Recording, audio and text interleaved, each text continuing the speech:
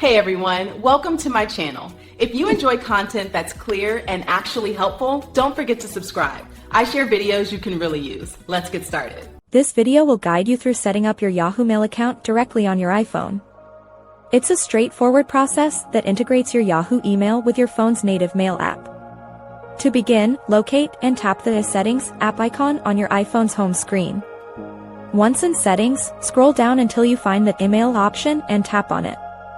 Next, tap Accounts, which will show you any existing email accounts. Now, select Add Account to start the setup for Yahoo. From the list of email providers, choose Yahoo. The system will then ask you to enter your full Yahoo email address.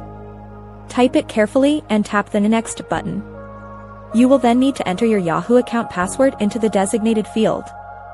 After entering your password, tap Sign In. Your iPhone will then present options for the data you wish to synchronize. You can choose to enable or disable mail, contacts, calendars, reminders, and notes. Make your selections based on what you want to access on your phone.